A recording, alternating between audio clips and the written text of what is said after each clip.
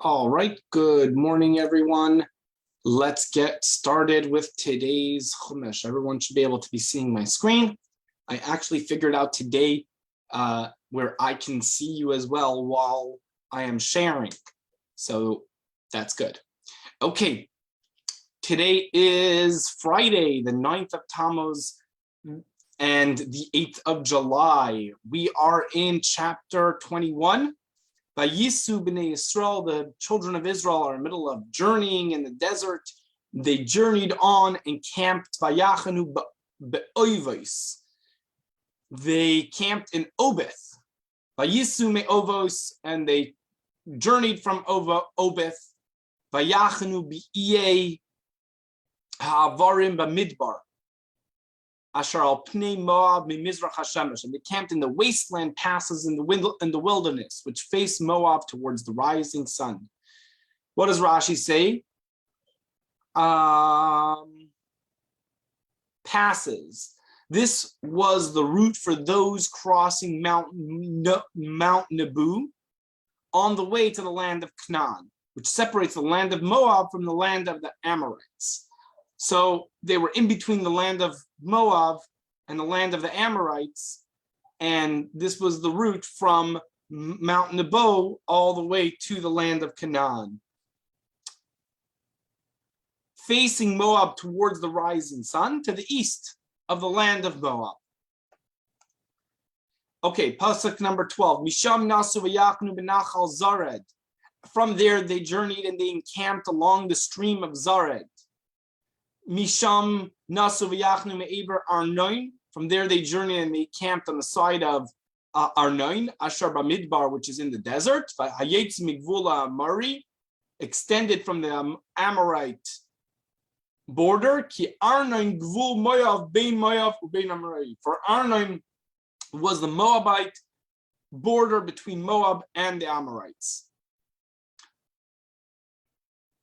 So what does it mean from the Amorite border? The boundary at the edge of their territory. On the other side of Arnon, what does Rashi say on that? They circled the southern and eastern sides of the land of Moab until they came to the other side of Arnon River, in the middle of the Amorite territory to the north of the land of Moab. Basically, they're going around Moab because remember, Moab would not allow them to cut through. They would have saved themselves, they would have saved themselves some time had they been able to travel through, but instead they're going through.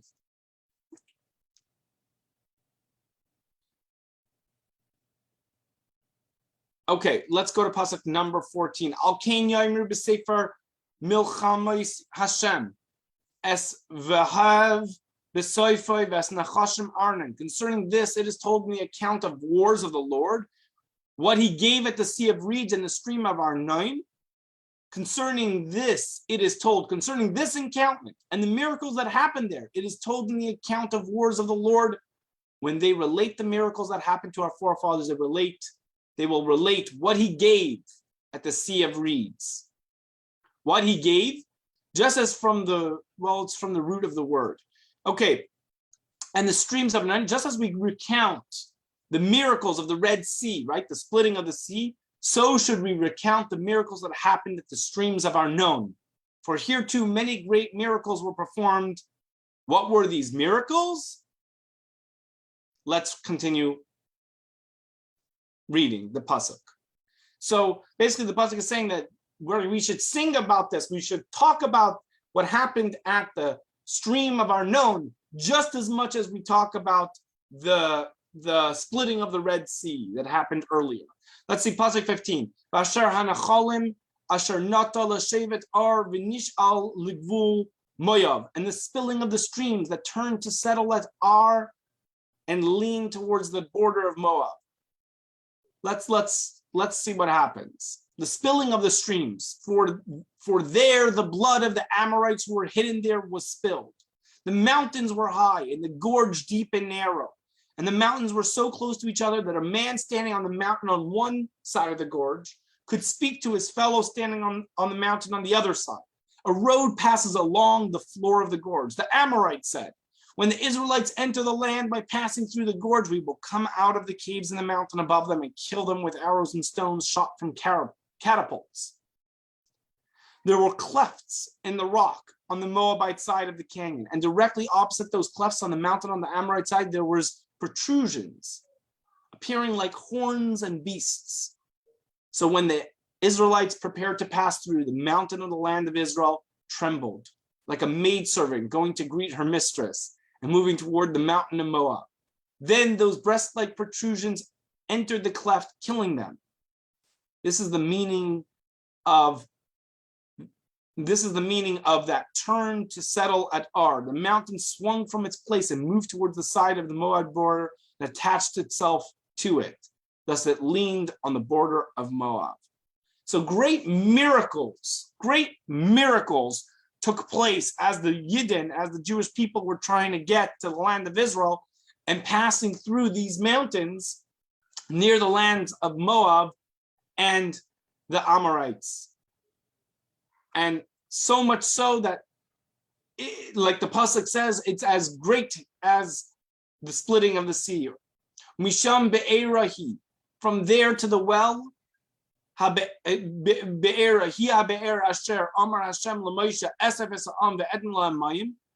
the well which the Lord said to Moses, gather the people and I will give them water. What does it mean from there to the well? From there, the flow of blood came to the well. They were so successful, if the blood of their enemies flowed all the way to the well. After they passed through the mountains, returned to their places, and the well descended into the stream and brought up the blood of the slain, their arms and their limbs, and carried them around the camp. The Israelites saw them and sang a song. Wow. Az Yasher, Yisrael as Ashira Hazais. Then Israel sang this song. Ali be'er anu lanu. Ascend a well, sing to it. Be'er chafaro sorim kalua nidive ha'am b'mchaylek b'mish'anaisam midbar matana. A well dug by princes, carved out by nobles of the people, through the lawgiver with their staffs, and from a desert a gift.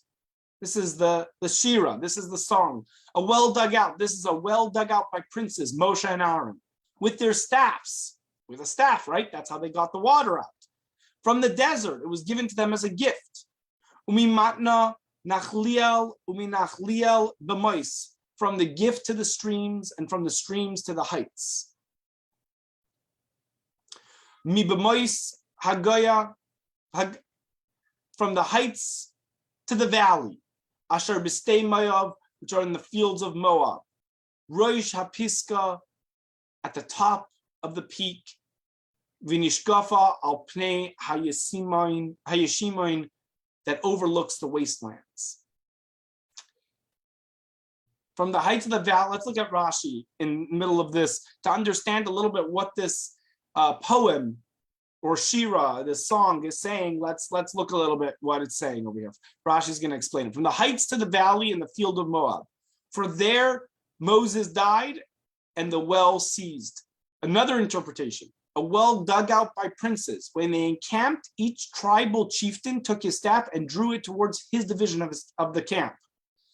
The waters of the well were drawn after that mark and came in front of the camping place of each tribe. Very interesting. Let's see. Okay, all these other Rashis. Let's look at the last Rashi over here from the Shira. That overlooks, the peak overlooks a place called Jashimon, a word which just describes a desert, which is a desolate place. Another interpretation, the well can be seen from the Jashimon, for the well was hidden in the Sea of Tiberias. And interesting, because for the well was hidden in the Sea of Tiberias, that's in the land of Israel. And anyone standing on the wastelands above the sea can look down and see a kind of sieve in the sea. And that is the well. Don't fully understand this Rashi. What does it mean? The second interpretation, that the well was hidden in the Sea of Tiberias. Kinneret. Anyhow, that's how this is. We're in middle. We're in middle of the Shira, or that's the end actually of the Shira. If you go to the next one, the next on Shabbos, it will continue to what the Jewish people continue on their travels and are trying to convince the Amorites for them to go through there. So this was the Shira, the song that they sang after the Moabites did not allow them to pass, and they had to go around and go through this treacherous path and were attacked. Streams of blood of their enemies flowed forth, and they sang this song. All right, let us go to the Tanya. Oh, we are starting a new chapter. Chapter 12 in Shar HaYichud VaEmunah. So what were we in the middle of saying? We were just talking about how the different letters of the Hebrew alphabet, they are what they give, the different combinations give the life source to created beings. And Mem, Yud, Mem, Mayim is what gives vitality to water. So it seems like there's only 22 letters. How many combinations? Anybody knows math over here? How many combinations can we do with 22 letters? Well, let's see.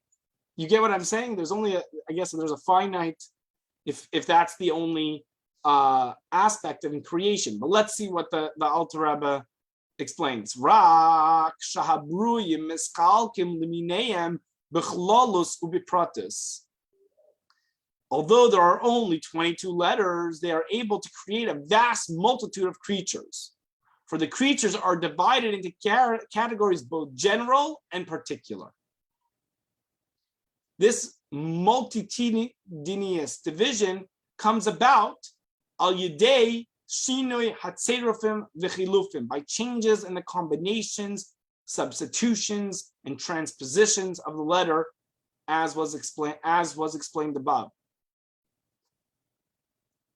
So it's also not just which you have, whether you have, it's also how much of energy from Mem, how much energy from Yud, and how much energy from the last Mem. When the letters are combined in one way, one kind of creature is created. A different combination gives rise to a different kind of creature. For as explained in chapter 1, certain letters may sometimes be substituted or transposed with others. Those creatures whose names are not mentioned in the 10 utterances derive their vitality by means of a combination, substitutions, transpositions of the letters that do appear in the 10 utterances. Ki kol ois, for every letter, for every letter is a flow from an individual particular life force and power. Note by the Rebbe, since the letters are separated from each other, what combines them? And how is this accomplished? The Alter Rebbe goes on to answer this by saying, since the letters are separate from each other, what combines them? And how is this accomplished? Basically, if every single letter is its own thing, what is the glue that puts the 3 letters of Mayim together that then hold it to make water?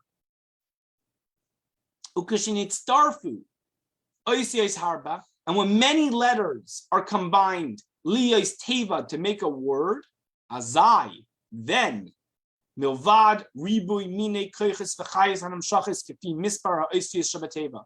In addition to the numerous kinds of powers and life forces which issue forth according to the number of letters in the word, oid zois ha'oila al kulana, there is an additional transcending koyach, power, hamshachas koyach ha'elon v'chayes klolies, a flow of a higher power in general force. So each one gives its own force. The Mem gives the Mem force, the Yud gives its Yud force, the final Mem gives its force. Then, once it becomes a word, there's a kloleles, there's like a general power, a general force that brings them all together to create this whatever created being it is. So that general thing is the glue that sticks it together, and it's also what makes variance. It also adds some variance.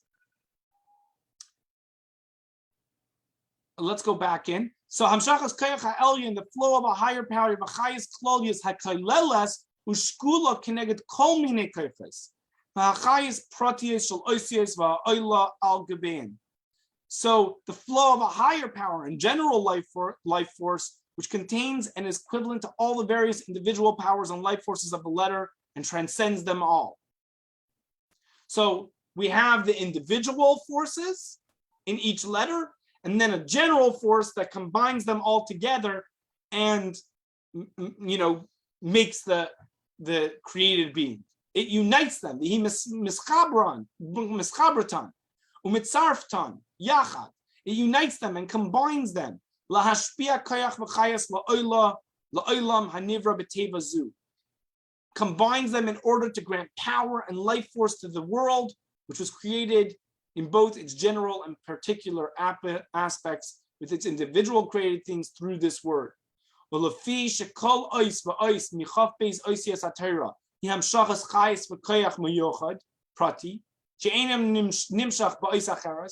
And since every single of the 22 letters of the Torah has an individual flow, an individual life force and power, which no other letter has, lakach gam tunasai b'chsav. Therefore, the written shape of each letter, kol oisi b'tmuna miyuchadus pratius. Therefore, likewise, the written shape, each one is unique.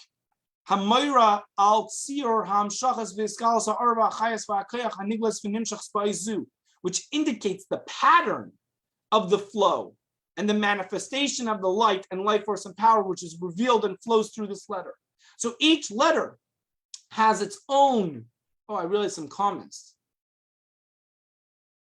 Oh, thank you. Thank you. Wow. Wow. I don't even know how to say that number. So basically the 22 letters, and then you also have the life force that comes out, that you have the life force that comes out also, besides for the 22 combinations, right? The letters and all their combinations, you also have the general force that combines each letter. And that general force can also be different. So that adds another variable. So Mayim with one general force will have one creation, and Mayim with another general force that unite a different type of general force uniting them will have a different. Very interesting. So, and now what we're saying right now is that also the letter shapes. Now we're saying also the letter shapes. Moshe and Karen, what's the question mark? You're wondering what I'm talking about? I'm talking about the different combinations of the Hebrew letters. That I understand. I'm just, it's just deep stuff. Keep going. Don't worry. No problem. So now we're talking. The mathematical formula, just to interrupt, is the combinations of R letters equals n factorial over R factorial. That's an enormous. So if you take each one, if you have one letter, it's one answer. Two letters, there's another answer, right. And then you factor all the combinations of the 22. When you get up to 22, the number is larger than any number you could possibly imagine. God has no limitation of how many creatures or things he can produce with just letters. 22 letters. It blows the mind. Wow. Okay. And then mathematically, yeah. And then we also, the letters, besides for that fact, they also have the way they're written, which just from that aspect shows how the energy flows. That's an indication, the pattern of the flow of the letters. Okay. So hu nimshach v'nizgal lemidaysav shal HaKadosh Baruch Hu v'chachmasei v'chulu. how it flows and is revealed from the attributes of HaKadosh Baruch Hu and his will and his wisdom and so on. Okay. Let's read this note right over here because I think it's going to help us to continue to see what the Alter Rebbe is doing next. Returning to the body of text, this was a note. This gray part was a side note about the shape of the letters. So returning to the body of the text, the Alter Rebbe now goes on to illustrate how one utterance created the extensive components of the world as well as their specific creatures. Note by the Rebbe. This also helps us understand the degree to which divine unity may be perceived in relation to the created beings of this world too, in that the seven heavens and all their celestial hosts were created and live and exist from the solitary utterance, let there be firmament. Kegoin Yehirakia. So each word, Yehirakia, that didn't just create, it created all seven that we're going to see right now. Kegoin derech muscle, one word, imagine just the word mayim creates all the water of the entire world. So not just the amount of different combinations we have, each word can be not just the creation of one bird, it might be the creation of an entire species of birds.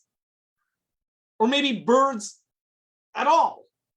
So it's so vast. Kegoin derech muscle, as for example, the teves shebemaimar, through the letters, through the words of the utterances, yihi rakia, let there be firmament. I don't know why it uses that word, but shenivru bahem zayin rakim, the seven heavens and all their component celestial hosts were created. V'chol tzava hashamayim asher bahem. They were all created with the word, with the life force, Yehi Rakia. Thus, our sages of blessed memories used to say, Shchakim shaboy rechayim oimdes v'tachoinams min mon latzadikim. Shchakim, in which stands milestones that grind mana for the tzadikim. Zevul shaboy Yerushalayim ubeis hamikdash u'mizbeach. Zavul, in which stands the heavenly Jerusalem and the holy Temple, Machoin, Shaboy Oitzares Shalag, Oitzares Barad, Machoin, in which there are stores of snow and stores of hail.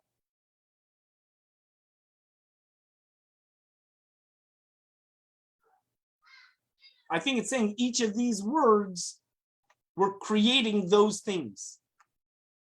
Sheklalus harakia nivru v'chaim v'kayamim b'chlal tevis elu sheb'maimer yihirakia. The heavens as a whole were created and live and exist through the aggregated words of the utterances yihirakia. Which, by the way, I want to reiterate that it's not just that word created it at one point. It continually creates. It continually creates that thing with the vitality of the words, as an example of the seven heavens, Yehirakia, and an example of a table with the word shulchan. So, in general terms, their existence as heavens results from the comprehensive illumination contained within the words, let there be a Yehirakia. Ubiprate Habruyim, each individual created being in the Shebezayin Rakim, Nivru kol prat mehan, v'chai v'kayim me'ezet sirif oisis b'tevis elu oichilu feim utmurasem, shehem kefi b'chinas chayus hanivra prateyahu. And each individual created being in the seven heavens was created and lives and exists by virtue of some combination of the letters of these words, or their substitutions and transpositions. These combinations, substitutions, and transpositions being according to the quality of the life force of that particular creature. For every change in combination, who harkavas barigas hakochas v'achoisis b'shinoi. It is an intermixing, an interweaving of the powers and life force in a different form. For example, the three Hebrew letters Aleph, Beis, Nun. In that particular order, comprise the word Even, which is the name and life force of stone. When, however, those same letters are transposed, a different form of creative power and life force. And consequently, a different creature comes into being. So if it's, we understand this. If it says Evan, then it is a stone. But maybe it says Ve'en, and then it's something else. Shekol ois hakaydemes b'tzeiruf hi hageveres v'hi ha'ikar b'bria zu. Oh, this is an interesting new thing. Since each letter, basically the first letter is the most dominant force in the word Evan. The Beis is the next dominant force in create, and the Nun is the least. It goes in the order of it. Since, for example, Aleph is the first letter of the word Evan, it is the dominant force in the created being that bears this name. If it is a letter stemming from the attribute of Chesed, then that attribute will predominate. If it is a letter from Gvura, a different attribute will prevail. So each letter has its strengths, its power, and the order makes a big difference in what is created. This stuff is fascinating to me. Vashar, while the other letters, the later letters, Tfelis Elah, are subordinate to it, the Nichlalos Ba'orai, and are included in its light. Ba'idezad Nivras Bria Chadasha, and thereby, through a different combination of the same letters, a new being is created. Because you might have asked, if they both have the same letters, therefore they have the same power. How is it creating different things? How does Aleph Beis Nun create one thing and Beis Aleph Nun create a different thing? And the reason how that happens is because each letter has its own strength, and the first letters, the order of the letters, those are the more dominant forces.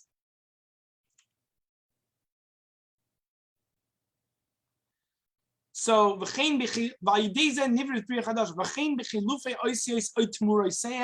the same obviously as if you switch out the letters, that completely changes it.